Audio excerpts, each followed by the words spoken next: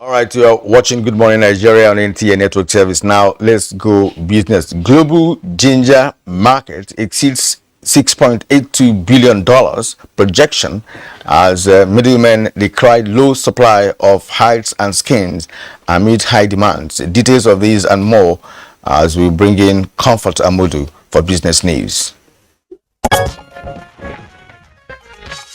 Members of the Manufacturers Association of Nigeria, MAN, have decried the more than 200% increase in the price of diesel, while calling on the federal government to urgently allow them and independent petroleum products marketing companies to import products from the Republic of Niger and Chad.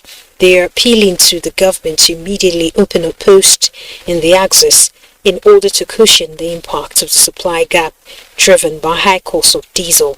Director General of MAN, Segun Ajayi Kadiri, in a statement expressed concern over the implications of the sharp increase in the price of diesel on the manufacturing sector, including the exertion of untold hardship on the sector. Meanwhile, the tanning industries in Nigeria, alongside the middlemen, have complained of low supply and availability of hides and skin amid high demands. Well, the COVID relief we have gotten something there, and it has helped during the COVID, after the COVID, for us to pay some of our salaries in order for us not to sack our workers. No economy will thrive without employment, because whatever we do, we export it and we bring back the foreign exchange. The rams also are a little bit cost than before. And also the skin also, the price of skin is higher than last year. Nigerian ginger production has been on the rise as global ginger market exceeded $6.82 billion in 2020, as it is expected that the market will reach $8.46 billion. The key drivers of the global ginger market growth, according to Global Ginger Market Report 2021 to 2027, Nigeria was the main producer of ginger in Africa as of 2020, and the country produced more than 734,000 metric tons. With business news, Comfort Amudu. All right, thank you very much, Comfort Amudu, for the business package on Good Morning Nigeria. Up next for us, newspaper review.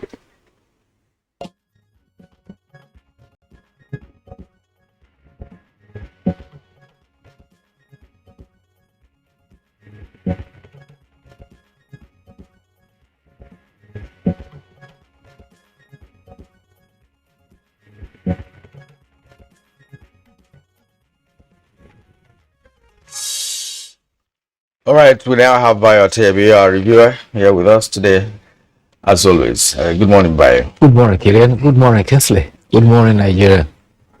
All right, let's begin by taking a look at the window page of the leadership newspaper.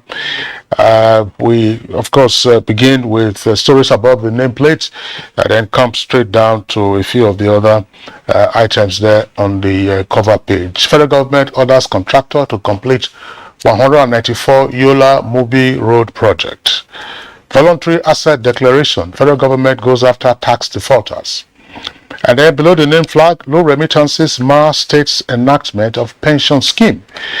And then Osun poll, INET issues 1.5 million PVCs as IGP deploys 21,000 officers. Furore over APC running mate.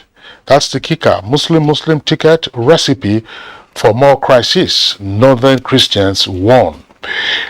Number of riders there demand immediate replacement of Shetima. Vow not to sell same faith tickets to constituents. Let's shun religious ethnic politics. Tinubu campaign group replies. More APC members resign in protest. Northern youths oppose sale of 5 power plants. And the terrorists will pamper today, will kill us tomorrow. That's according to Kachuku. 61,000 Boko Haram suspects detained in Northeast. That's according to Arebe Shola. Okay, now to the punch and above the main flag. Let's start from there. Oil falls below $100. Nigeria's production hit 1.158 million barrels per day. That's on page 22. Muslim ticket, a disastrous error, ex-SGF Lawal. Details on page 14. Nupeng threatens solidarity strike with ASU. It's on page 24. Blame Nigerians for voting bad leaders. Goats don't vote, as according to Senator. It's on page 8. COVID-19 infections jump by 324% in 1 month. It's on page 29. The federal government plans 3,863 megawatts boost for power grid. That's according to report. Details on page 19. Now the lead story, Osho governorship poll. Police declare war on vote buyers, deploy detectives. Pages 2 and 14. And it has 2 riders. We have mobilized FIBO operatives against vote buyers. First PRO. Over 23,100 security officials deployed as Osho prepares for governorship poll. Oshimbajo, Arebosola absent. Tinubu APC governors rally support for Oyetola. That's the rally there. And I believe that 18 Catholic priests kidnapped, 3 killed in 2022. It's on page 17. Nigeria records 27 cases of vaccine-deprived polio. You can get more on that on page 13. On page 4, we have Kano seizes expired flour, warns consumers. Now, at the bottom of the Punch newspaper for today, front page, release NDDC's audit report now. Clark tells Buhari, is captured in details on page 13. One-way drivers worsen Lagos-Ibadan road, gridlock, travelers stock on pages 4 and 5. Christian ticket would have set Nigeria on fire. Cleric Ajerobo. That's on page 7. Okay, let me quickly take a few headlines from the blueprint and then we'll bring in bio. The blueprint on the right-hand column says fuel scarcity. Abuja marketers flout regulation. Lagos commuters lament spikes. And then you also have Nigeria to make $11.4 billion proceeds from floating LNG plant. And Osun, July 16 governorship poll. INEC wants on vote buying, insists on Electoral Offences Commission on tribunal. Well, either it's either a commission or it's a tribunal. Promises to take elections security and credibility seriously. Says 76%, 1.9 PVCs collected. Political parties hold peace accord today. Oyetola has brought purpose to governance. That's according to Tinubu governors and others. 21,000 personnel deployed for peace, not intimidation. British Nigerian Kemi Badenoch and 10 others declare for UK Prime Minister. All right, Bayo. Thank you. Let's start from Daura, where President Muhammadu Buhari has enjoined youths in the nation to look beyond culture, ethnicity, and religion and relate with one another. He urged youth to mingle, travel, and also show tolerance and appreciate the diversity of our country. He was addressing members of the National Youth Service Corps serving in Daura who paid him a visit at his country home. He enjoyed them to have regular, intense and broad vision of Nigeria as a whole and improve on their relationship with other youth from other parts of the country. He says, every time I meet a former head of state, General Yakubu Gowon, I always thank him for the NYSC. Before the NYSC, there were people who never moved out of their locality. The scheme has broadened the horizon of many over the years and has reduced tension and as well as misunderstanding among strangers. The authority of the Kuje Medium Security Custodial Center have conducted a roll call of inmates. Of the total of 879 inmates that were reported to have escaped, 443 have been recaptured, bringing the total inmates in the custodial center to 551. 4 inmates were unfortunately killed during the invasion. 16 sustained injuries and are receiving treatment at the hospital. During the roll call, it was found that Peter Nwachukwu, being tried for alleged complicity in the homicide of the death of Osinachi, is one of those who had escaped.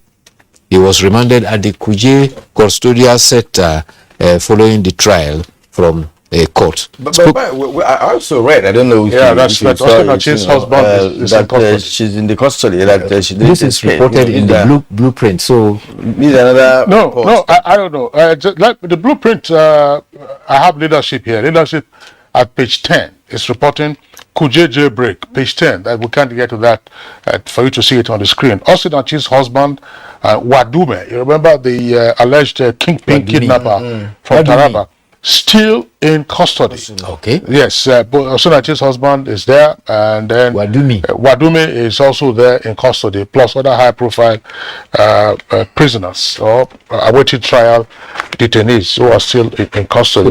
So but I think, I think the story that we are seeing on the front pages of the papers has to do with the Muslim ticket. Yes. By the APC, you're having it's a story that's not going away. I mean, you're having the broad range of reactions, including one that was read by Kirian. Yes, the former secretary to the government of the Federation, Babachiri Lawal, has actually said that he described it as disastrous, and he's blamed the person he described as lapdog for misleading Asiwaju Bola Ahmed Tinubu, and he stressed that there will be consequences for the choices that have been made, because there will be a revolt and it will put the chances in jeopardy. However, another person, lawyer, Babatunde Ogara, a senior advocate of Nigeria, he is also known as the APC lawyer for the Bola Ahmed Tinubu campaign organization, and he says Senator Kashim Shettima, as a running mate, has not violated the constitution. He says that as far as section 14 and 15 of the constitution is concerned, the federal character emphasizes on equity, fairness and justice, but is silent on religion. And he says that there can be discrimination against religion, as the constitution did not talk about it. I think Babatunde Ogala, of course, is Tinubu's man. He was a member also of the Lagos House of Assembly. He's a senior advocate of Nigeria.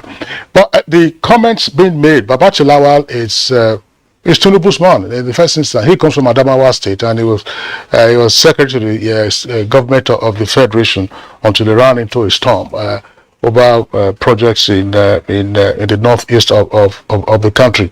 Christian Association of Nigeria, they are making comments. Northern branches of CAN, they are making comments. Senior citizen Ike Clark, they are making comments. Some Afenifere members in the southwest are also making comments. So this is a conversation that is not likely to go away anytime soon. Asiwaju Tinubu did say that the spirit of 1993 is upon us. But if you were to stretch that, then you're then going to ask yourself, what spirit of 1993 is upon us today? How did the Muslim ticket come about? In 1993, MK Abiola could go to anywhere in this country and spend the night. He will be hosted by any person. Can that happen today? It cannot happen today. Well, yeah, I think Babachiri's concern stemmed from the fact that he felt that having also advised, Asiwaju Tinubu, being a close friend, according to what he wrote, that he's been friendly with him for a very long time, and he's somebody he also has respect for in the political realm, and he tried to convince him that it's going to be devastating to his ambition if he does that. So he was so concerned that, look, how after all the counseling that he put across, he didn't heed to that, which of what must have led to his deciding to choose in fact, he blamed the northern governors, the APC for doing that. But again, some governors in the APC also did not go down well with it, but they didn't make it open, because there was rumor or rather concern that some governors from the APC in the north are also not very happy with the decision initially. But subsequently, they began to say that, look, nobody, because Erifai was saying that, look, even if it's only 2 or 3 people, that doesn't mean that all the governors from APC in the north are not happy about the choice of Shettima. Well, some of the governors that were interviewed said that, well, it is the prerogative of the candidate to choose a running mate. And when he chooses a running mate, he becomes a running mate of the party. And all of them are as party members are obliged to toe the line. So there's been some discomfiture about it all, but it's an ongoing debate that will last between now and the election time in February 2023. Yeah, I think that, I mean, it will even go beyond the election, such as we're indicating here.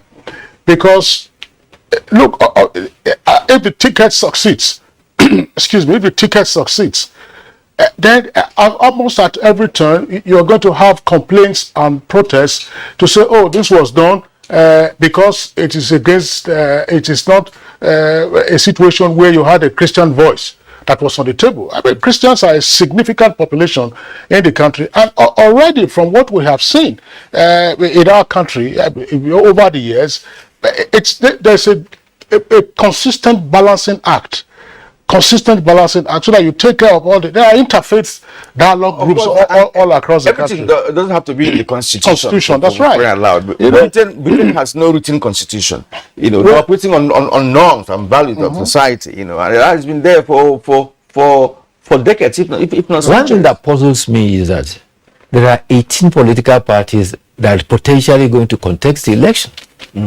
So people have room for choices. Yes, that was what. That's right. They have choices to make, but you also sometimes a race is reduced to a 2-person, a 3-person, or a 4-person race.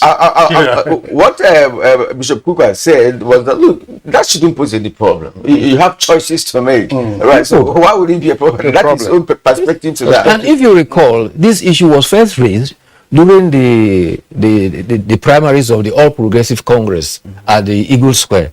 One of the candidates specifically was alluding to the fact that he was stepping down because he was against a Muslim ticket.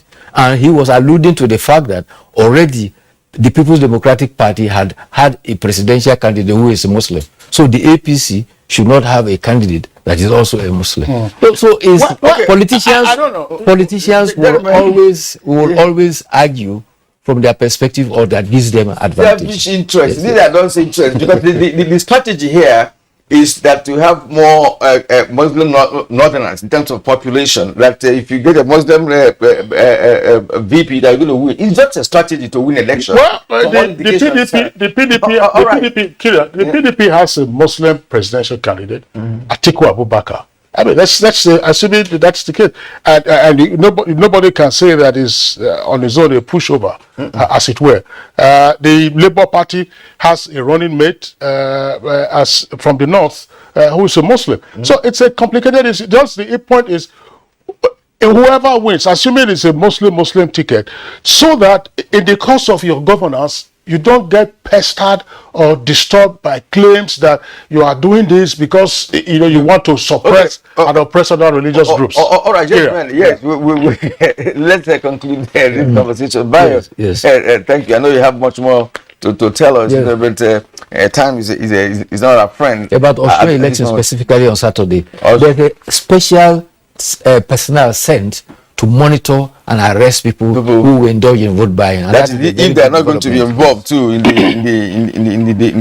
whole thing, because we know what the experience of last month or last 2 months, what happened in elections, where they were also accused of being part of the vote buying. But EFCC arrested some of them. Persons. All right.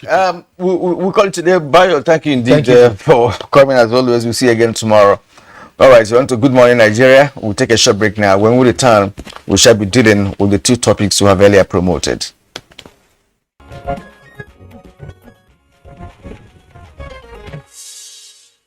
Now, and to start our discussion on collective action against corruption, let's now take this background report with Abdul Salam Jibril.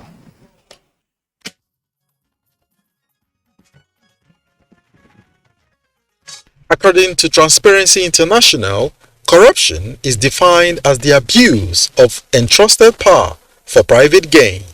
In Nigeria, experts note that the rate of corruption is alarming.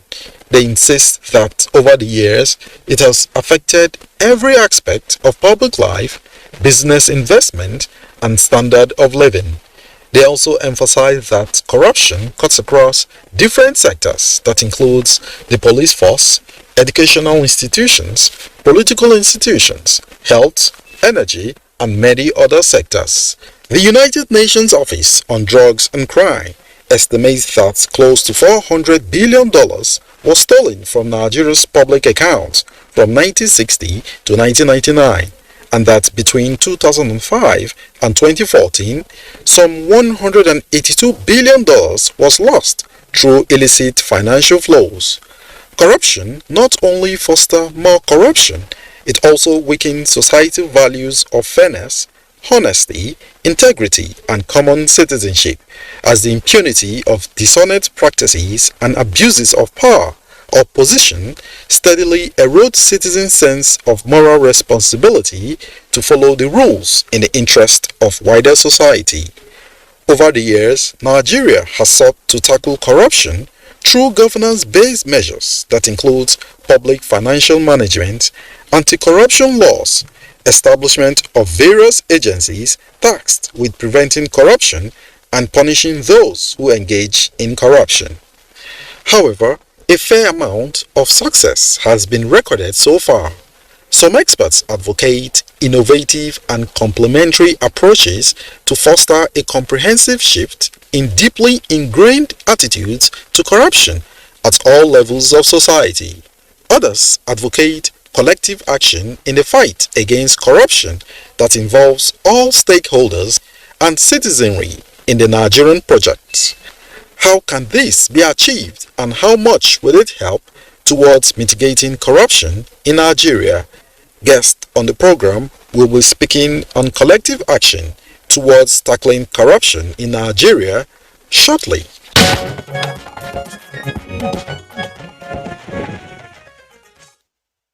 Thank you very much, Abdul Salam Jibril, for that background. And now joining us in the studio for the conversation on collective action against corruption, would like to welcome Professor of Criminology at the University of Jos and also a member of the Presidential Advisory Committee Against Corruption, PACAC, Professor Etanibi Alemika. He's a regular guest on Good Morning Nigeria. Professor Alemika, delighted to have you on the program. Thank you. Good morning, Nigeria. Okay.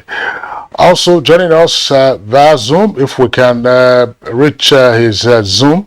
We understand that his Zoom is, well, of course, it's on the screen.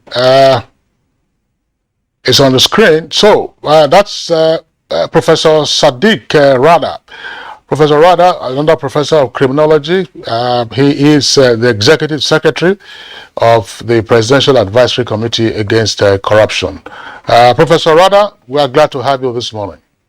Thank you very much. Good morning, Nigeria. You have a very clear signal. Absolutely, you know, the audio is sharp. So let's begin with you, Professor Rada. When we talk about the word corruption in Nigeria, Kingsley has refused to leave our lexicon, our daily discussions and conversations, affecting all sectors of our development. And Nigeria joins other nations on an annual basis, to bring to the fore the issue of corruption. So every year we join the world to commemorate Anti-Corruption Day.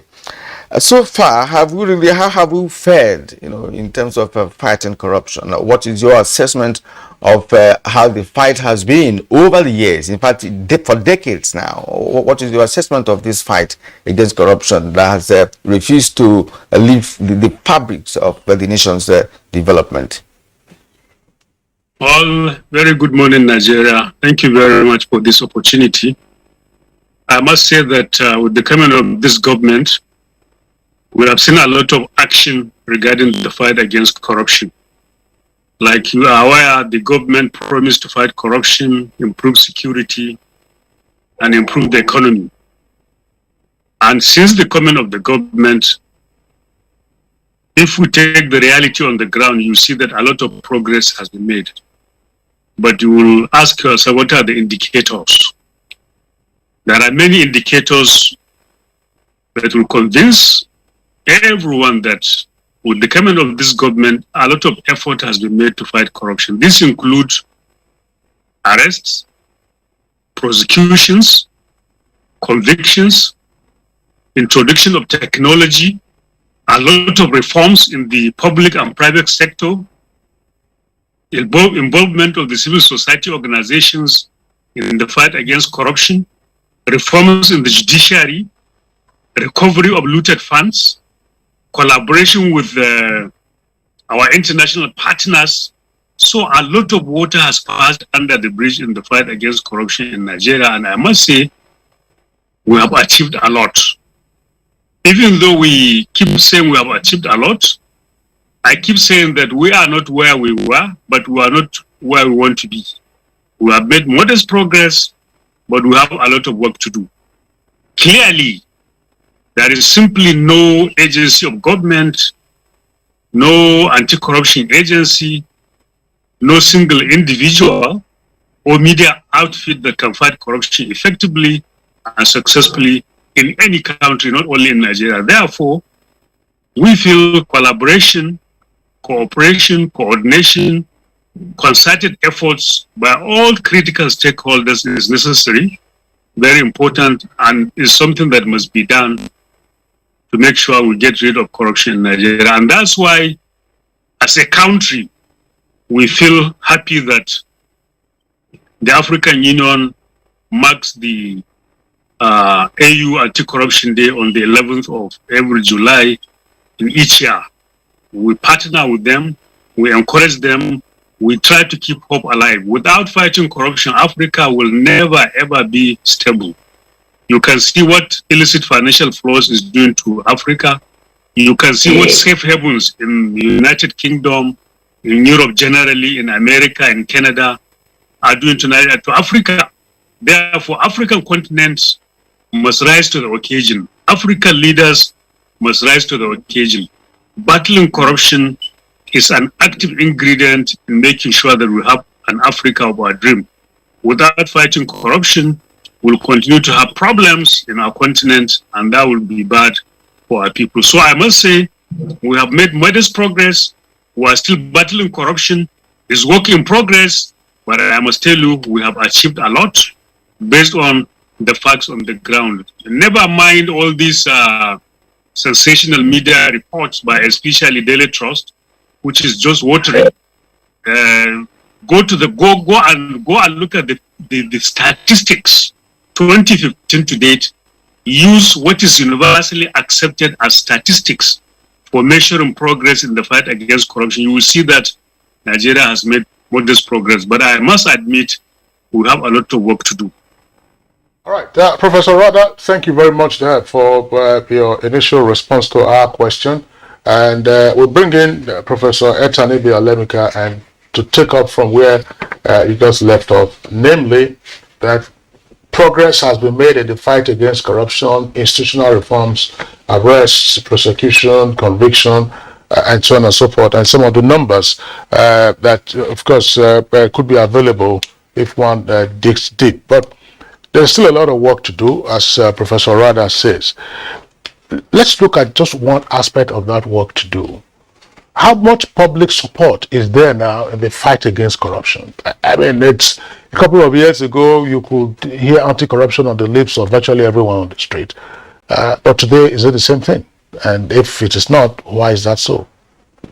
Thank you, Kingsley. I think corruption is on the lips of everybody in Nigeria today. And the reason is the connection between corruption and underdevelopment.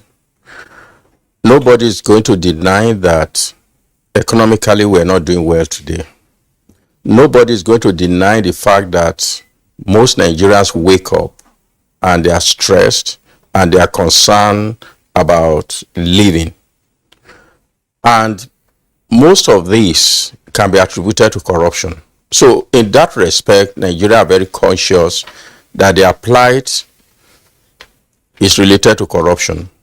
We're also talking about insecurity. Literature shows very clearly there is relationship between poverty, corruption, and violence. So what is that corruption? Corruption of many types, and when I'm saying corruption now, we're dealing with both financial and non-financial. But basically what it does, it drains resources away from public good to private interest. And to that effect, it impoverishes majority to the advantage of a few. So in the context of Nigeria, I think almost on a daily basis, people are pointing fingers at people who are poor, who are corrupt. And unfortunately, because it's so pervasive, it's become this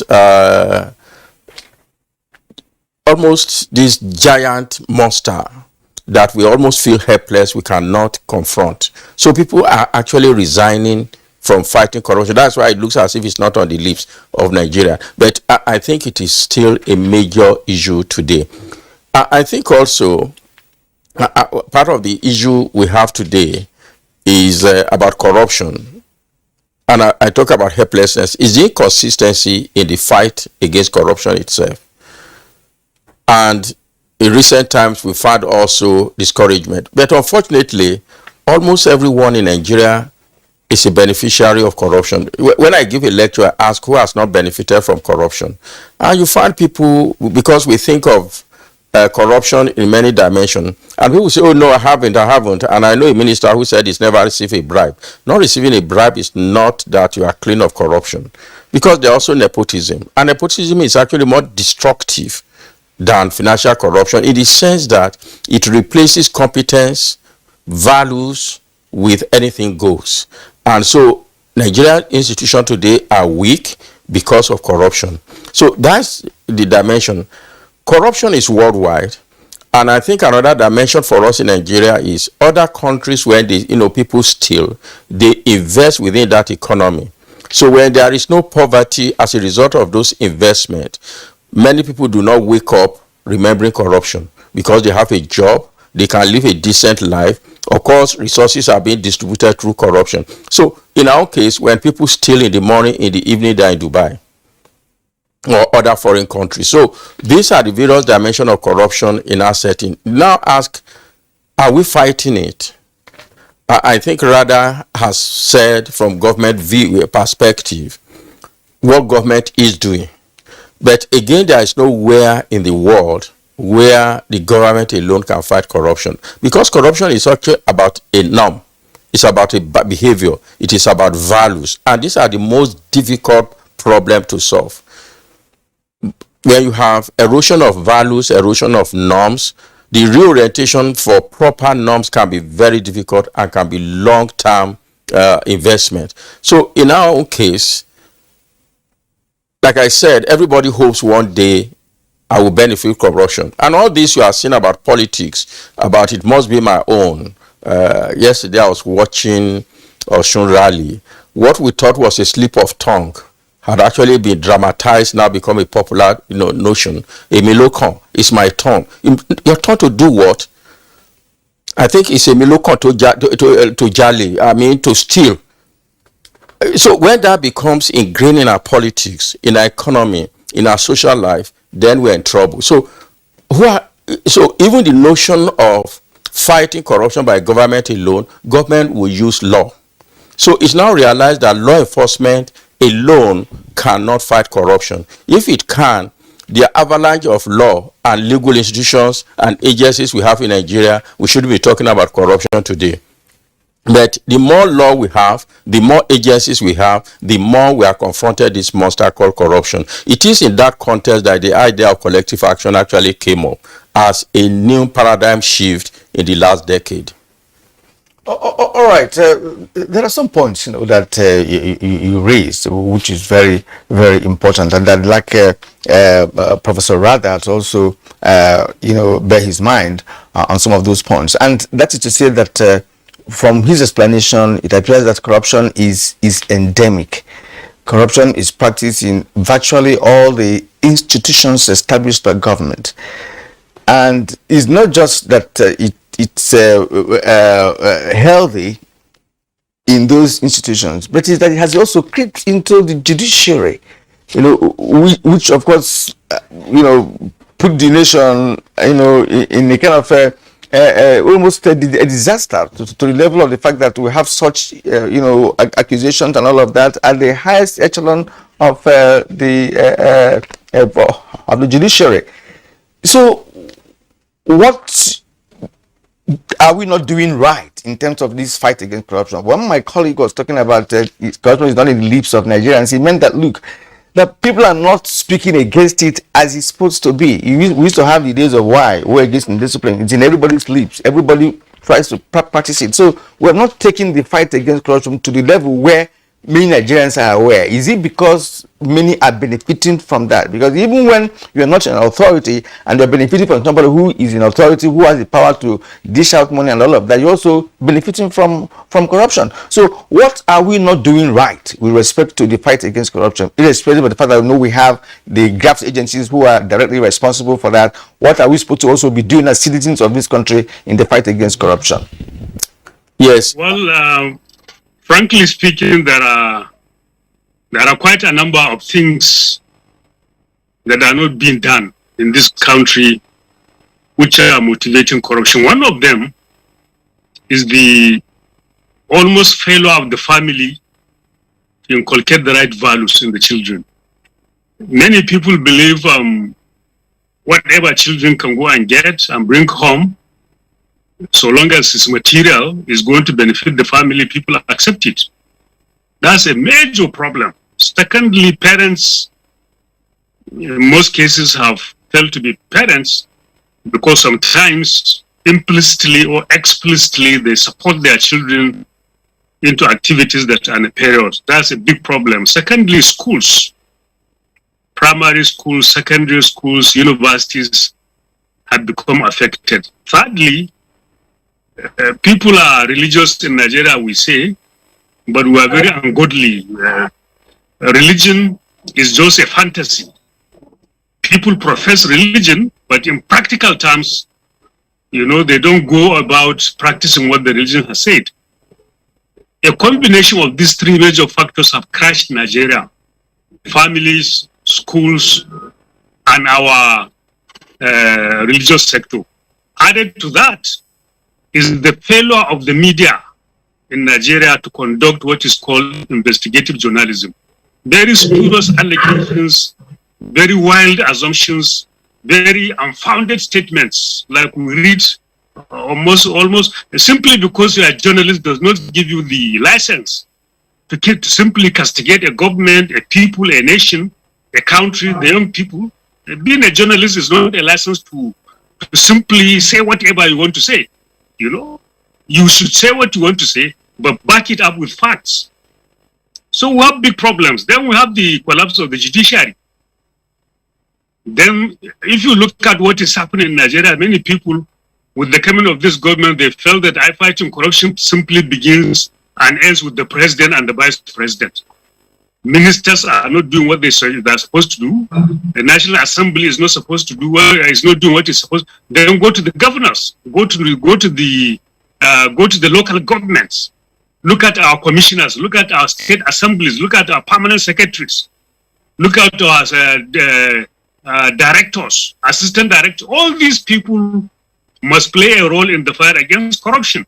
The president is good, the vice president is good, some key ministers are good, but then you need the governors, you need the local government chairman, you need the National Assembly, you need the judiciary, you need the media,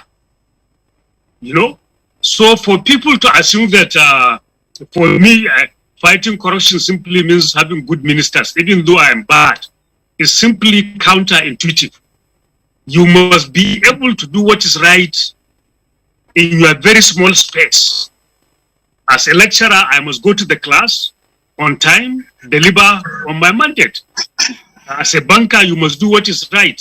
Therefore, people should realize that it is not enough to fight corruption in government circles. Corruption must be fought at the informal sector, in the formal sector.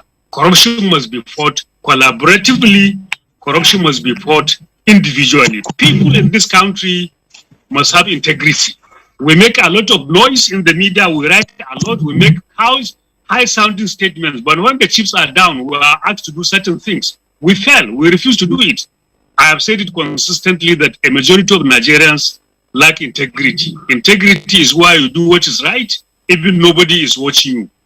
But I feel we are changing. The battle must continue.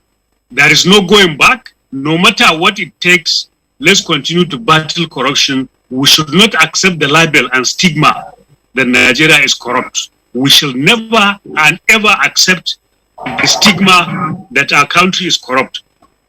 Corruption happens everywhere. Our young people should be encouraged to understand that the country is not corrupt.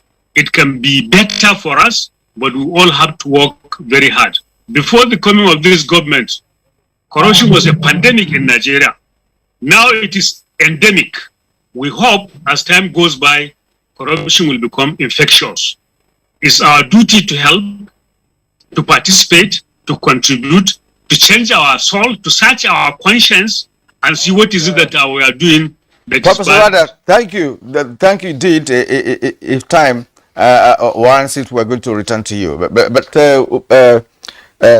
Prof wants to also say something concerning the issue that I raised earlier on, and of course from Professor Rada. Yeah, corruption is behavior. And what is it that drives behavior? It's incentive or deterrence. You either create incentive for people not to be corrupt, or you create a system of deterrence, that people will have consequences for their behavior. One of the things we are not doing, we don't have enough incentives. Incentives, when I mean that, I mean the whole spectrum from child rearing, inculcating values, internalizing values, all through life course. When we talk about socialization, it's not about the child. It is also, as we grow up, you join an organization, they tell you these are our values. Now it is possible, in the 2 decades ago, you don't get this. Now, every organization must have a value, must have a mission, must have core values. Now value has been recognized as the driver of behavior. I think what has happened in Nigeria is over the years, our values have been eroded. Anything goes. We used to have, for example, also multiple incentives. We have, in a sense, brought all incentives in one indicator. You find traditionally, if you do well as a broadcaster, there will be a chief of broadcaster. There will be chief of hunters, chief of farmers. So all these chiefs come together in decision-making society. But once we made a mistake that it doesn't matter whatever you do in your respective vocation, what matters is the amount of money you can show. I think that's the crisis. As long as we judge the value of human being by the amount of money that person possesses, we will continue in this direction that we have chosen for ourselves and the monster that we have created for ourselves. So what we then do you do that? It means you have to have, again, a deterring mechanisms. And deterring mechanism is start from the process. You make it difficult for people to be corrupt by looking at the processes. Then the second thing, of course, is to have enforcement of those processes to make sure that there's compliance, and part of it requires transparency and accountability. We do not have accountability in this country and impunity. And I give you very practical examples. You have Federal Character Commission. Go and check employments that have been made over the years, including this year. You will find there is no adherence by all the agencies to that principle and the reason for which that is set up. But nobody is holding Character Commission accountable for that deviant behavior. That can be multiplied for all institutions. You look at admission. Take something simple like NUC, satisfied that every department has a carrying capacity, which is relates to all the strike we're having, a carrying capacity of 100. That class is going to end up with 300 admissions, most of them in most of Nigerian universities through the back door. And JAMB will issue admission letter to those people. Again, who is holding JAMB accountable for issuing excess admission in excess of carrying capacity? Nobody is doing it. Take each of the agencies. Judiciary, we talk about corruption now in judiciary. I think because of the rebellion that took place about 4 weeks ago, people are looking at that level. People have always known that the system had been corrupted for almost 2 decades. And what is it happening? Again, it's lack of impunity. We all watch when there has been a dynasty in politics, a dynasty in judiciary. Dynasty in politics in the sense that almost all governors have their children now either running for, or their wife running for governorship, House of Assembly, and the rest of it. So that's a form of dynasty. You go to judiciary, their children are now being brought in from high court to replace them. So we're having a corruption that is going around the cycle through parental inculcation, even in the children. So we're just not holding accountable. Impunity is one major cause of that. But value reorientation, thanks a lot. It's very important. Thanks a lot, Professor Alemika. I would like you also, Professor Rada, to speak to what Nigerians witnessed recently in politics and how, in your opinion, that has either dampened or advanced the cause of the fight against corruption. Political parties were charging tens of millions of naira for nomination forms in this same economy. At the party primaries, the word of mouth, I know that Professor Rada this morning has lambasted the media, but there were widespread reports of the dollarization of party primaries. And a few persons asked questions, look, how could this be happening in the face of the various anti-corruption agencies and there is no accountability? What has this done to the fight against corruption? This whole year that we have seen this barefaced attack on the sensibilities of Nigerians through, as I said, the cost of nomination forms and the alleged bribery of delegates at primaries that were said to have been bribed in hard currency. Well, again, and I think Kingsley knows my view on this very strongly. I've expressed it. Many of the institutions of government, especially in politics, are themselves corrupt version of what they ought to be. What we call political parties in Nigeria actually corrupt version of what political party ought to be in a democratic system. In a democratic system, political parties are supposed to be able to galvanize or articulate the divergent policy options and use that to attract people to vote for them. But because political parties in Nigeria, if they are parties at all, I think these are just network of people with questionable behaviors most of the time. And you bring them together, they're using this vehicle that the law has allowed to be used to capture power, to loot. So once you have that kind of system, which has no value, no ideology, then you are not surprised we have what we saw the other time. But what it does is that a government created by those kind of process cannot have the legitimacy to fight corruption. Because it's rooted in corruption, it's brought to power by corruption, it's to govern by corruption. And that is why I'm afraid for Nigeria, whether we're not going to have a cycle of 4 wasted years again. So that's the challenge. Karen is looking at this age, I can't stammer about what I think is going on in Nigeria. Yes. So when you see those kind of amount that is being expected, it means they've excluded honest people from the political process, because anyone with honest money made from, where do you make your money? From hard work, from investment. You'll be careful to use it that way. So those kind of amount have already excluded honest people. And so we're going to end up with the people who can buy the process. And I think that's the challenge. Okay, Professor Rada, you can also come in here as well. The issue my colleague pointed out concerning the past primaries and nominations by political parties in Nigeria. Can you hear me? Yes, we can. Go ahead, please.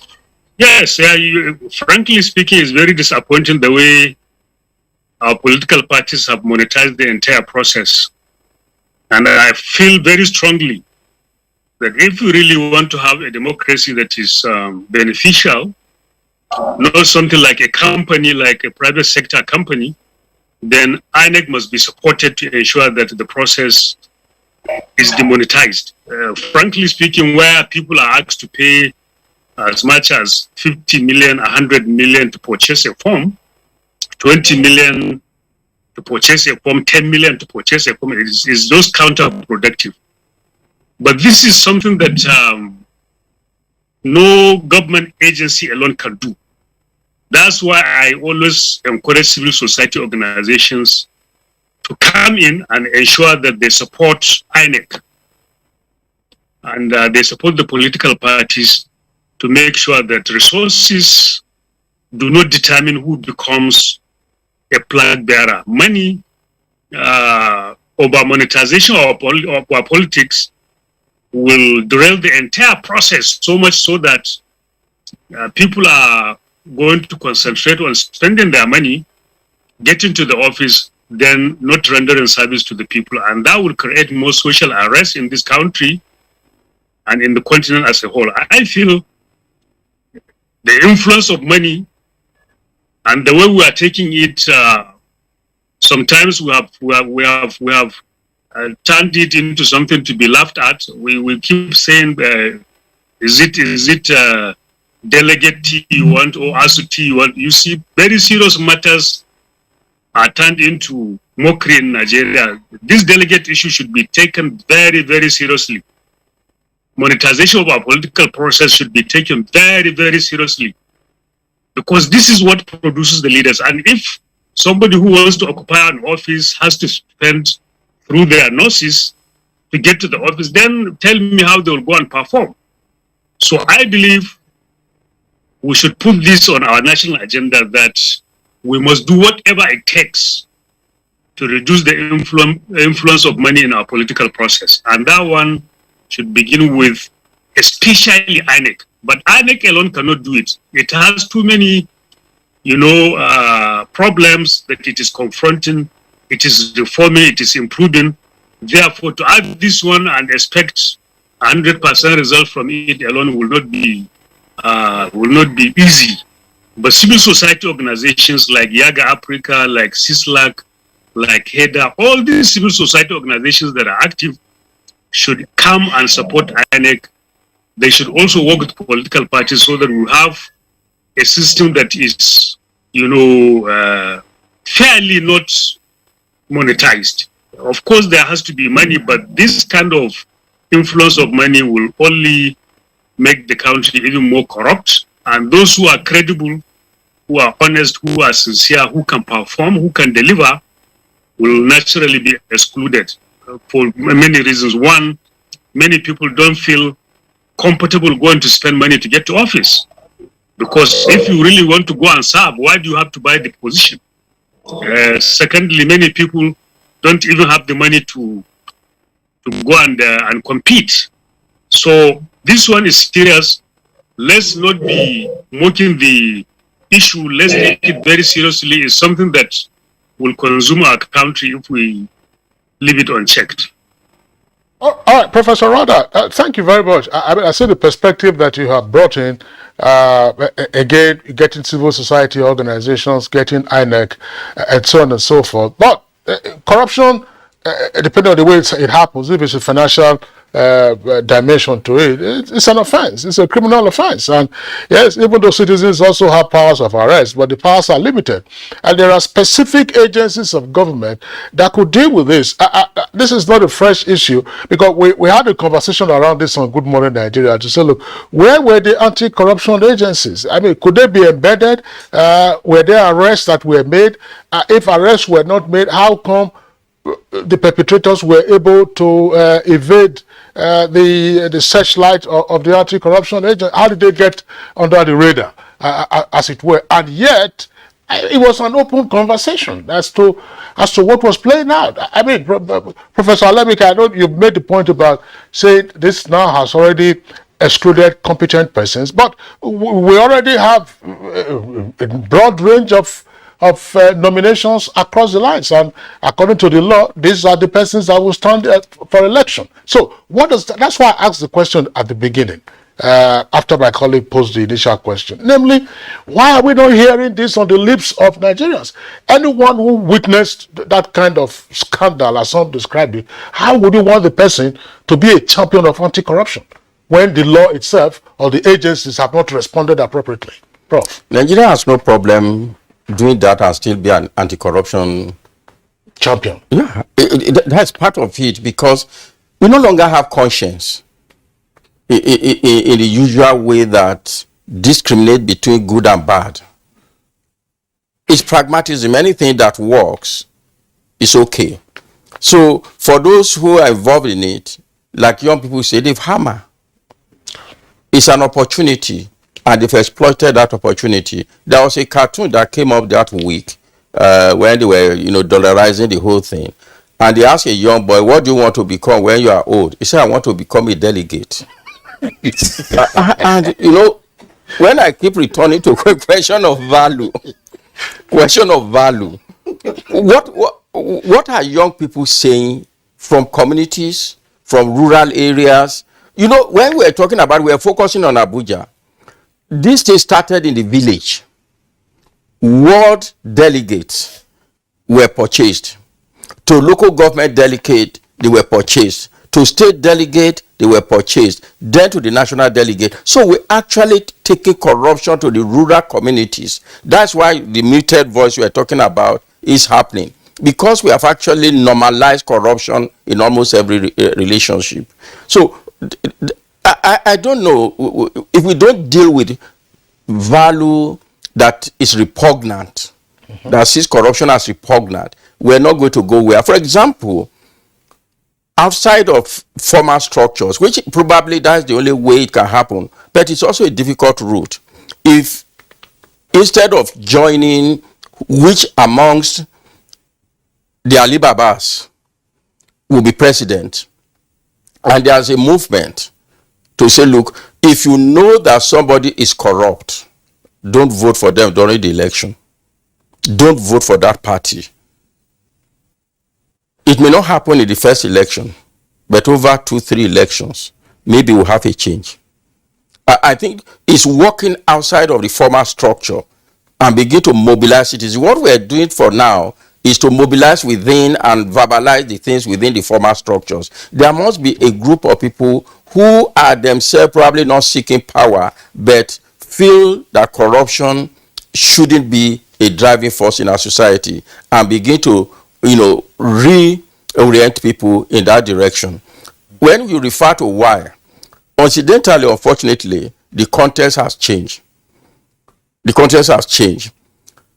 You can't implement why today in the world a way that was in 1984. I'll give you a shocking part of the thing that you are embarrassed with. We were in Rwanda, and Rwanda is a very clean, at least the headquarters, very clean. Kigali. Yes, Kigali. And when we asked one of the chaps who were with us, I said, this place is very clean. And the guy looked at us, he said, yes, thank God for Nigeria. So what did you mean? He said, we actually picked that for monthly environmental sanitation in Nigeria, and we've used it to make sure that Kigali is clean. In Nigeria, you will remember that Lagos State was taken to court and said it's violating freedom of movement, and that was cancelled in Lagos. So you just can find that also we have a legal system that is very individualistic and it has no collective interest. So we must run through the whole, not just governmental agencies. I think there is excessive focus on governmental agency as sources of corruption, but it is the target of corruption. So it cannot solve it because it is target. That's why, apart from federal government, who is talking about corruption at the state level? Who is talking corruption about local government? That's a valid point, Kyria. Yes. Who talks about it? Yes. So, and that we are now in a place, you remember in the 1970s, I can't remember whether it's Peter Tosh or something, who said, if everybody is talking of a criminal, who are then the criminals? Yeah, it was Peter Tosh. Yes. So, it was part of the music in the 70s when we were... reggae. Yeah, when we listen to music too. Yeah, unfortunately, Peter Tosh he got assassinated in Kingston, Jamaica in 1987. He was robbed, and he refused to give. So unfortunately, may so rest in peace. That album of his was a collector's item. A chat buster. Yes. So that is the Nigeria situation. Everybody is talking about corruption. Who then are the corrupt people? All right, Prof. It seems that the fabric of our society has been infested by corruption. It's not just in politics, but about education, in health. You mentioned about parental inculcation of discipline, norms, and values of the people. He also mentioned that the buying of delegates started from the local, from the villages. Yes. So it had cut across all strata of society. And my concern now is, what do we do to begin to fight it from the root? And I want to bring in Professor Rada here again. How do we ensure that parents are not involved in corruption? Some parents write to WAEC exam for their children. They pay for it. People pay for their children to gain admission into some universities. Of course, I was involved on one occasion where we said, look, if you pay up to 500,000 naira to secure admission for a particular course. If you are studying medicine, for instance, you want to study medicine, for instance, your son will pay close to 1 million naira or more to gain admission, even when he passes the examination. So these things have been there. Apart from politics, apart from government, our people. And Professor Rada, what can be done in this connection with respect to ensuring that Nigerian parents, not just modern parents, even the older ones, are also involved in this corrupt practice? So the children have also learned that you have to do things in certain ways to be able to survive. If not, you are left behind. Well, I frankly speaking, I believe Nigerians have to search their souls and they have to search their conscience. It is okay to complain. It is okay to accuse government. It's okay to castigate government. It's okay to abuse government. It's okay to attack a president, a vice president, ministers, National Assembly, etc., etc. But please take a moment and search your soul as a person, as a Nigerian. Ask yourself, what role did you play to make Nigeria what it is today in the past? What contribution, negative contribution, have you given to make Nigeria a mess that it is today in the past? Because you just can't keep complaining. If you are part of it in the past, you are part of it today, and you are willing to take part in the mess tomorrow, then you have lost your moral voice to complain. So Nigerians, please complain about everybody who is in government, but also look at yourself. What is it that you are doing to make things better for the country? What is it that you are doing to make Nigeria a terrible place? Because you cannot plant a garden egg and harvest apple. If you do bad things as a person, somehow, someway, these bad things will also come to you. So I feel we can solve this problem.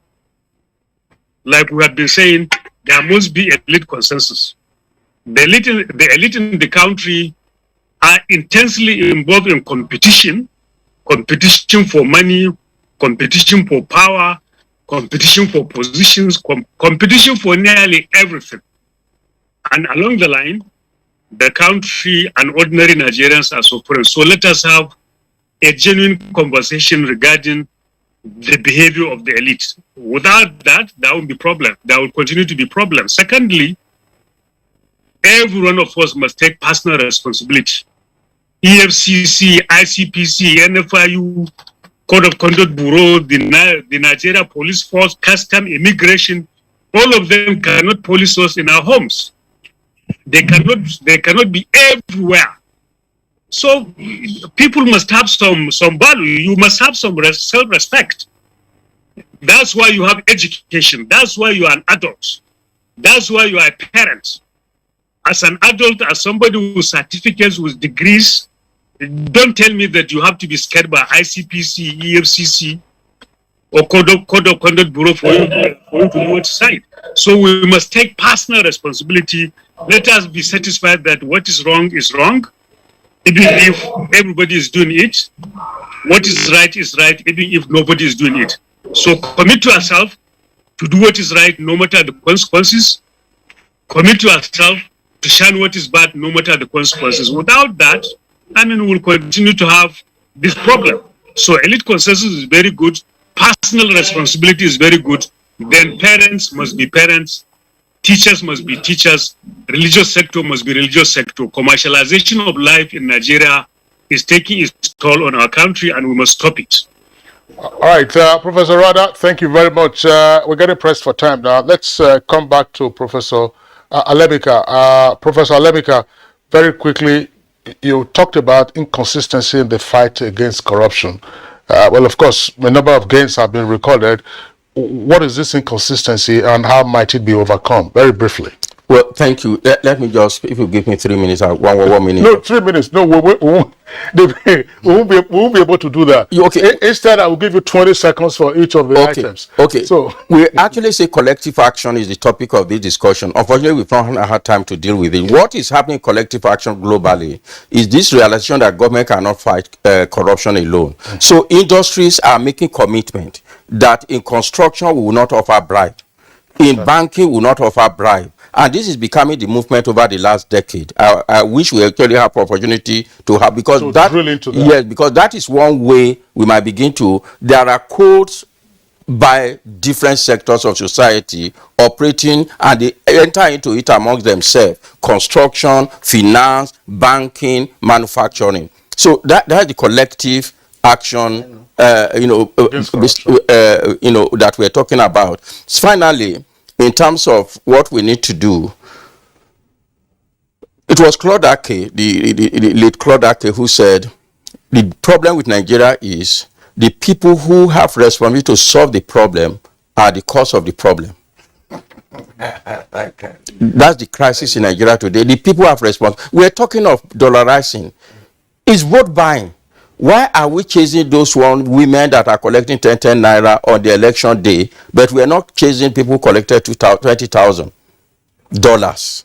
We are chasing 5,000 naira on the day of election, $20,000 on delegates day. These are inconsistencies I'm talking about. Then, of course, I think we need to be responsible in the way we grant pardon. We need to be responsible in it. We must be nationalistic in the way we grant pardon. There are two things under that provision. There is commutation, in which somebody is sentenced, you commute it to a shorter one. That is a prerogative of mercy. Pardon means that offense never occurred. I think it would be responsible to say, of an offense that gained conviction never occurred.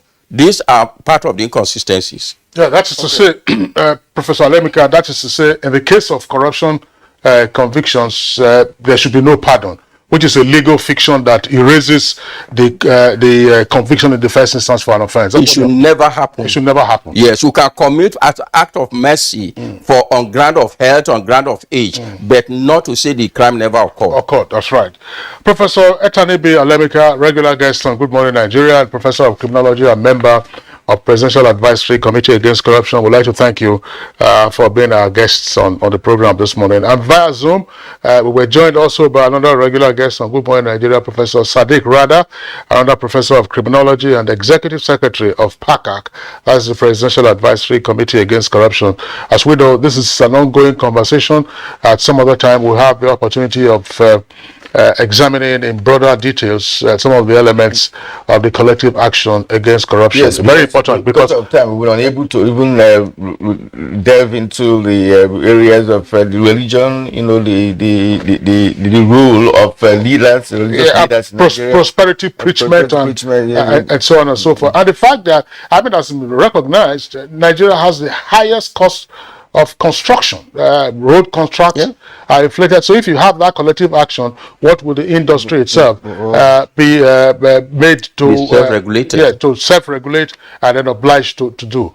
We're taking a short break now. When we return, we'll take a second topic of our discussion this morning. Nigerian. And we thank you for staying with us on Good Morning Nigeria up to this moment. Now to the second topic. About 60 years ago, the idea of a society exclusively for Nigerian broadcasters was first proposed by late Ambassador Shegun Lushola to look after broadcasters' welfare and regulate the profession. But the idea was met with series of bottlenecks until 1994, when the society was registered with the Corporate Affairs Commission, and after that, little or nothing was heard about the proposition again. Well, the good news is that just last week, Thursday, that's the 7th of July this year, a public hearing on a bill proposing an act for the establishment of the society was set up by the House of Representatives Committee on Information and National Orientation, as well as Ethics and Values. The hearing attracted more than 700 registered broadcasters from within and outside Abuja. And of course, we saw that the chairman of that committee, Honorable Adebumi Shegun, presided at that hearing. Kiriam. All right, yeah, and in fact, the bill enjoyed unprecedented support as reflected in the memoranda presented by various stakeholders, apart from the request that the society should be under National Broadcasting Commission. The committee agreed that the Society of Nigerian Broadcasters is long overdue and should be self-regulatory. All right, so we have three guests who will be discussing this issue. We're pressed for time, but of course we'll have them. Via Zoom, we've been joined by a former director who was in charge of broadcast monitoring at the National Broadcasting Commission, Mrs. Bumi Cole. She was joining us via Zoom from Lagos. Mrs. Cole, delighted to have you on the program this morning. Good morning, everyone. It's my pleasure. All right. And we also have joining us via Zoom, Festus Kende. He's a former general manager of Ogun State Television and also former Bond Zonal Chairman, Southwest. Bond stands for Broadcasting Organizations of Nigeria. Mr. Kende, delighted to have you with us on the program too. Morning, I'm happy to join you. All right. And here in the studio, we have our own Bayo Atoyebi, who has also been a journalist in fact, he's a veteran journalist, and we're glad to have him here on this platform. Of course, he's our newspaper reviewer on a daily basis. Bayo, you're welcome. Yeah, and just to add that, of course, Bayo has straddled both the print and the electronic as a regulator. He was acting Director General of the National Broadcasting Commission and, of course, retired as Executive Secretary of the Nigerian Press Council, which regulates the print industry. He had been for many years on the staff of the Nigerian Television Authority. Bayo, glad to have you with us on the program. Thank you for having me. All right, so let's begin the conversation with the clear Zoom connections that we have in the meantime, Mrs. Bumi Cole as well as Mr. Festus Kende.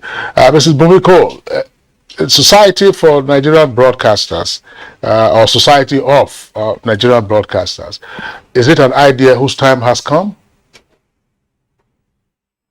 Is it what? I beg your pardon? Is it an idea whose time has come? And if so, why? Well, it is not a new thing. It has been muted years back, decades ago. It is so. It is coming now. It's coming now. Really makes no difference. It is something that had been encouraged in the past, because it is just like broadcasting organizations of Nigeria. It is a society, and a society can come up anytime. So I would not say it is it's just timely or whatever. No, it is a society, and it was muted a long time ago, even during one of the fora that NBC had with broadcasters. NBC also encouraged them, since they said they wanted it. It is something that has been in the offing. So just coming now makes little or no difference. Thank you. Well, you said little or no difference. Would you say it's the same, Festus Kende? Why has this idea been kept in abeyance for such a long time? It was muted, as we rightly pointed out by late Shogu Olushola, then of the NTA, and it took such a long time before it's coming to fruition. What has kept it, behind the scene, before now? Oh, thank you. I quite agree with the last speaker, Mrs. Cole, that said the thing that the idea has been announced for so long. Going through the history of SMB, the idea actually started with Ambassador Segun Olushola in 1960. God bless his soul. He thought that broadcasting is ripe enough as one of the oldest professions in Nigeria to have a body that will self-regulate itself. But the idea did not actually came to fruition then until 1993, when 4 eminent broadcasters registered the SMB with Corporate Affairs Commission in Nigeria. These 4 eminent Nigerians include Ambassador Yemi Farombi, Dadiran Orekunrin, Mr. Ndakuba, then Alhaji Abdurrahman Mishika. The 4 of them, they were either working at NTA or FRCN then. They look at it that a profession like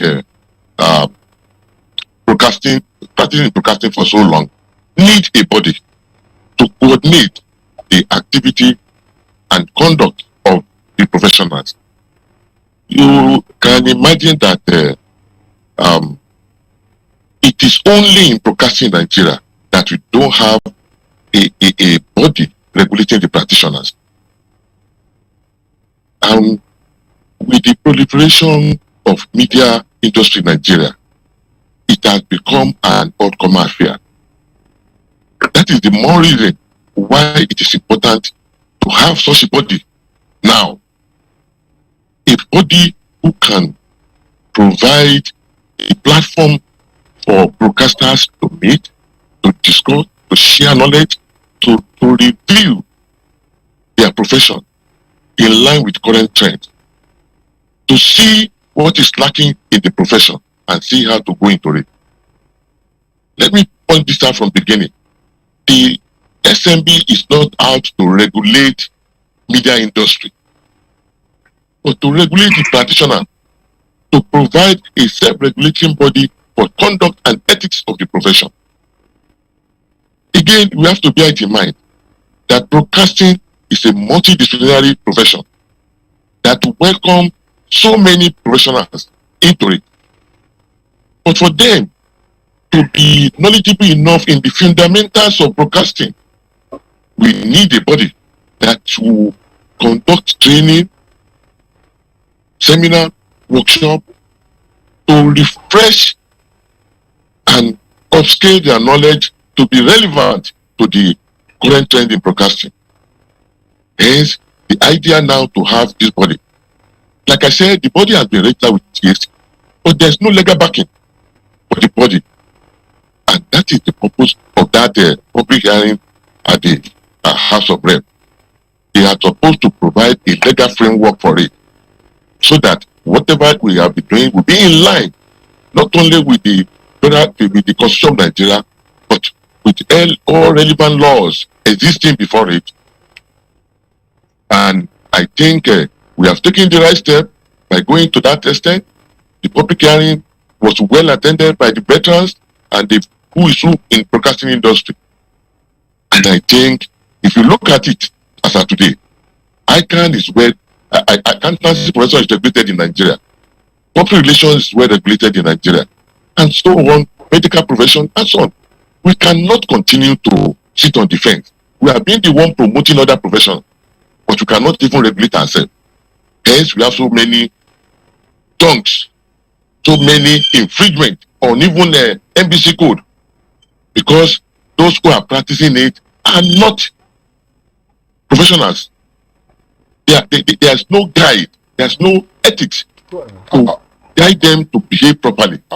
Mr. Festus Kinde, we're going to pause you in the meantime and return to you in the course of the conversation. Let's come back to the studios. I mean, just before I ask Bayo for his own comments, it's said that the SNB was registered with the Corporate Affairs Commission, but it didn't have legal backing. That's why they're going for a public hearing on the bill to now establish a society. I was just wondering, what was registered with the Corporate Affairs Commission? Was it just a name registration? If you register the details, I mean, that will be clear as to what kind of society that you will be having and what kind of roles you will be playing, and the necessity now for legal backing. I don't have the details of what was registered with the SNB, so I can't ask questions around that. But by Atoebe, the same question I asked the other guests is one I'll pose to you now, namely, is it the right time to have a society of Nigerian broadcasters? Yes, the idea of a society of Nigerian broadcasters has been long coming, and in fact before now there is even a parallel one that was also contemplated, which was the Guild of Nigerian Broadcasters, and the whole concept was to put together a body of professionals, an association of professionals that will help provide ethical guidance to broadcasters as a profession. Like Festus mentioned, broadcasting, you have several cooks, but who don't necessarily spoil the broth. There are the news personnel in broadcasting. There are the programmers. There are the engineers, advertisers, and all these will be put together as a pool of experts under the umbrella of the Society of Nigerian Broadcasters, and they will serve to provide ethical guidance for the industry. What has happened is that with the advent of deregulation, you now have so many broadcast stations spread across the country, and the few professionals that are available are now spread thin. So many are now cutting their teeth in broadcasting live on air, and a lot of crime as far as broadcasting is concerned is being committed on air. And the professionals feel that if the pool of retired broadcasters and an association of professionals is there, they will be able to provide ethical guide. And this was put together when Mr. Segun Olaleye was the secretary of the Broadcasting Organization of Nigeria. So he pulled together all the initiatives that are started since the advent of late Segun Olushola, and that was put together in the bill that went to the National Assembly. But the current challenge, the current confusion is that there is an argument about allowing the industry to self-regulate. And I think this is where there is the confusion. The National Broadcasting Commission is the statutory regulator that grants license and regulates the industry. And it by law, it is empowered to have a broadcasting code. Initially, it was the NBC code, that is the Nigerian Broadcasting Code. But subsequently, because of the way it went about the code, every 4 years, all licensees, all broadcasters, retired and serving, persons who are teaching mass communication in universities gather once every 4 years, and they look at what is now the Nigerian Broadcasting Code, page by page, and look at the elements and determine what ought to be the precepts of broadcasting in the area of news, program, engineering, advertising, every other aspect. And so everybody as a broadcaster agrees to it. This becomes an instrument of self-regulation, by which for a broadcaster, before you go on air, the code has already spelled out the do's and don'ts. Just like you have the highway code, you have the do's and don'ts, so you already know what the rules are. And so that helps the broadcaster and enhances his ability to self-regulate. He knows what he can do and what he cannot do as a broadcaster. But of recent, because enforcement of regulation has been a little bit lax, some of untoward conduct is getting on the air, and it is causing discomfiture for broadcasters who are around. And that is why when the idea of the Society of Nigerian Broadcasters came on, many broadcasters bought into the idea. Already over 700 persons have acquired forms to be members, and it is not only for serving broadcasters, it is also supposed to include even retired broadcasters who are now veterans and a pool of resource that could be at the beck and call of the industry. All right, Bayo. Let's get back to Mrs. Cole. The Society of Nigerian Broadcasters, will it be a separate body Because some people are also advocating that the group, be under National Broadcasting Commission. What is your take on this? Like I said earlier on, it is a society. And as Mr. Toyebi has put it, it's a society of practitioners. They can, just like the NBA, just like the NMA, just like the AAAN under APCON. There is nothing wrong with broadcasters coming together and trying to regulate or deciding to regulate themselves. By so doing, they will reduce the bulk of work of the National Broadcasting Commission. And as already highlighted by Mr. Toyebi, NBC is the only body set up by the government to regulate the industry, the broadcasting industry in Nigeria. It is not peculiar to Nigeria. We have Ofcom in the UK, we have FCC in US, we have ICASA, we have in South Africa, we have TRIBE in India. So if there is any organization that we come together, just as we have NUJ and we have RATAU, everyone is responsible for the way the members of the association practices, for the way they practice their profession. So I expect such an organization to be regulated by the NBC. It is not, I don't see the reason why there will be an act to set it up. Once it is registered, NBA is registered with the Corporate Affairs Commission. Once it is registered, you can go on and do whatever you want to do, but then whatever content you bring out is still going to be monitored and regulated by the National Broadcasting Commission, as has been said. The let's go back.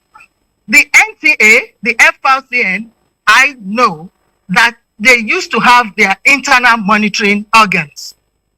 But due to deregulation, as Mr. Toyebi has said, a lot of people have come into the industry. And even the NTA and FRCN that used to have this, they are no longer what they used to be at that time. Why? Maybe because of influence also.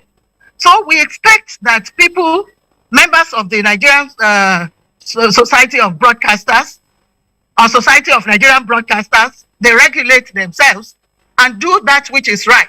But the organization that is meant to regulate the content they put out, we don't, unlike APCON vets advert before it goes out.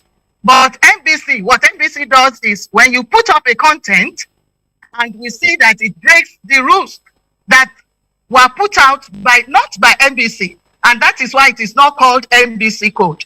It is the Nigeria Broadcasting Code. It is the code for the industry in Nigeria. So I do not see the reason for any act to regulate this, because in fact the word that I find offensive is regulator.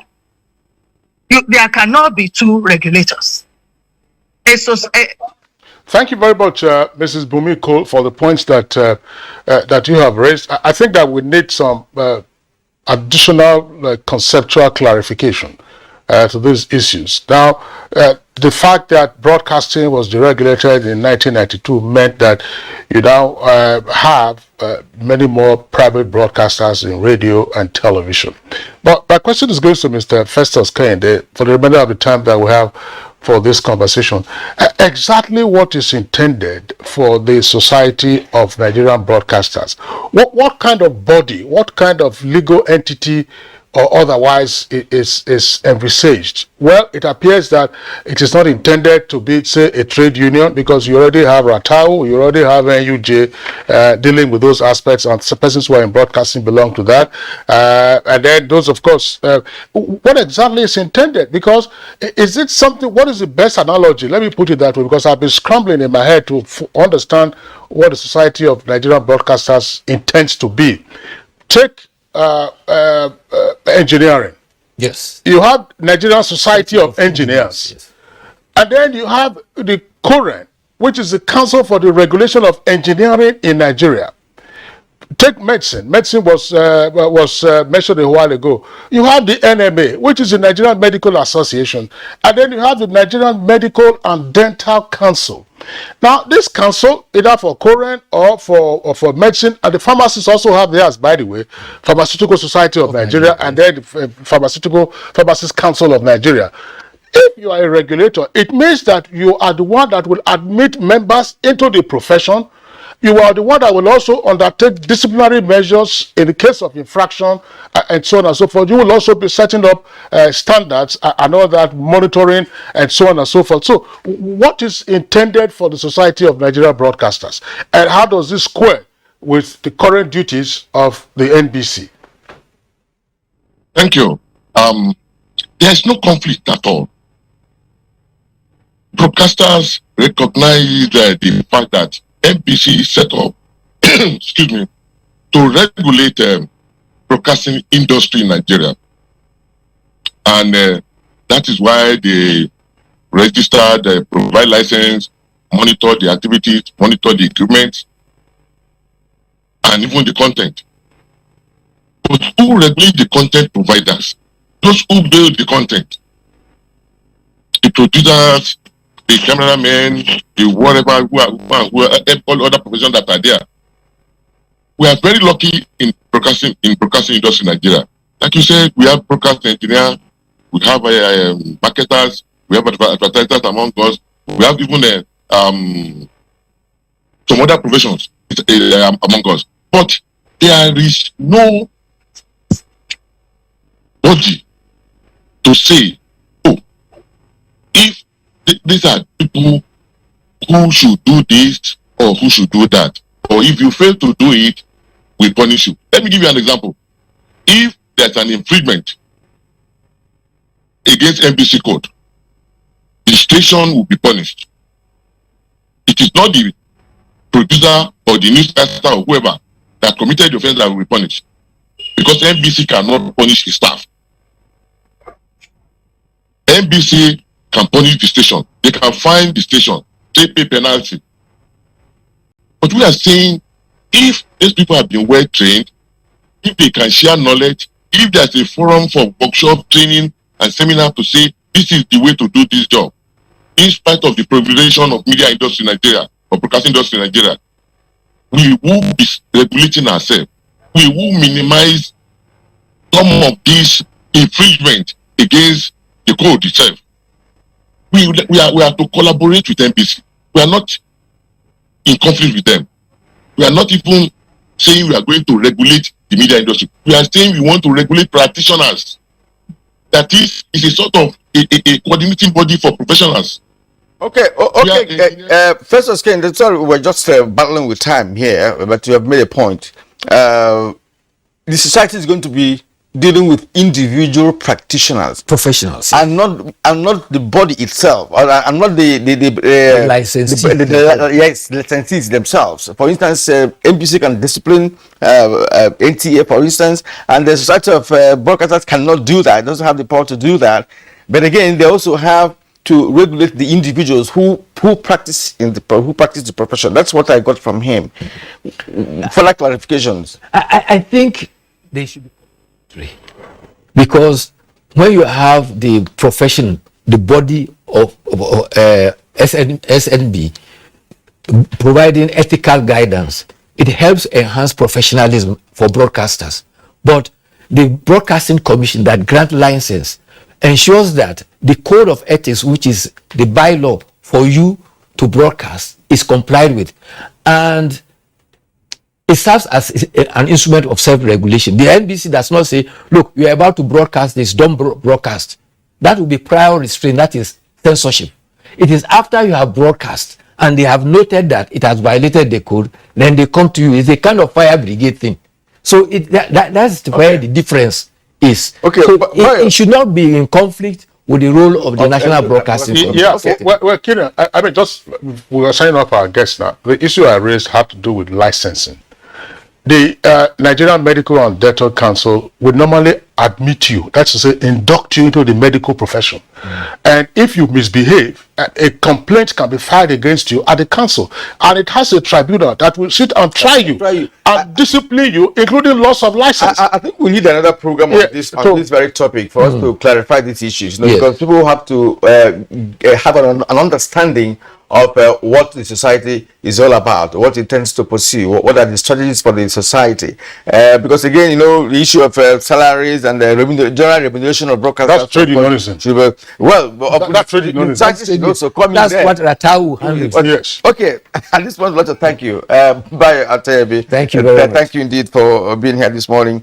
Festus Kende, broadcaster and general manager, former general manager of Ogun State Television, and the former Born Zonal chairman, Southwest. Thank you indeed for reaching us this morning. All right, and of course, Mrs. Bumi Cole, past director, broadcast monitoring, NBC. It's been good sharing your thoughts on this issue. We want to re-invite them some other time on this topic. Well, I believe, of course, there will be an opportunity to get back into this issue. Thanks a lot for being with us. Join us again tomorrow, same time, 7 in the morning. Kingsley Osanolo. And I'm Kieran Umayo. Have a trouble-free day.